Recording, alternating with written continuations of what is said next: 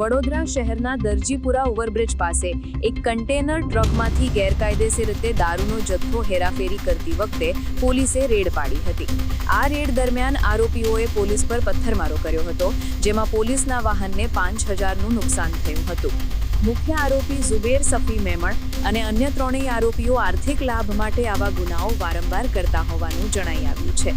આ ગુનામાં પકડાયેલા આરોપી રતનસિંહ જબ્બરસિંહ સોઢા રાજપૂત છે। તેમને પાસા હેઠળ અમદાવાદ મધ્યસ્થ જેલમાં મોકલવામાં આવ્યા છે। જ્યારે વાત કરીએ બીજી પાસાની, તો આરોપી નરેશ ઉર્ફે લાલો બાબુસિંહ ચૌહાણ છે, જે રહેણાંક વિસ્તારમાં દારૂનું વેચાણ અને હેરાફેરી કરતા હતા।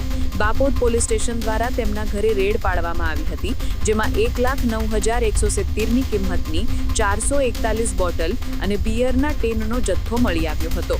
આ દારૂ માનવ સ્વાસ્થ્ય માટે હાનિકારક હોવાથી જાહેર વ્યવસ્થા માટે જોખમ ઊભું કરે છે।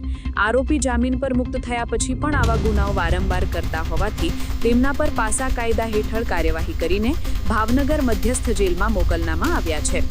બીજી પાસાના આરોપી અંકિતભાઈ રમણભાઈ પાટણવાડિયા છે, જેણે વડોદરાના જુદા જુદા વિસ્તારોમાં દુકાનો અને હોસ્પિટલોને નિશાન બનાવી ઘરફોડ ચોરીઓ કરી છે।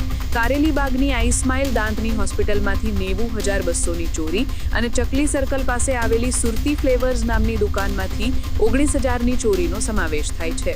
આરોપી દ્વારા ચોરી કરેલી વસ્તુઓ બજારમાં નજીવી કિંમતે વેચી દેવામાં આવે છે અને મળેલા પૈસા મોજ શોખમાં વાપરવામાં આવે છે। આરોપીની આ પ્રવૃત્તિથી નાગરિકોમાં ડરનો માહોલ ફેલાયો છે અને જાહેર વ્યવસ્થાનો ભંગ થાય છે। તેમના પર પાસા કાયદા હેઠળ કાર્યવાહી કરીને ભાવનગર મધ્યસ્થ જેલમાં મોકલવામાં આવ્યા છે।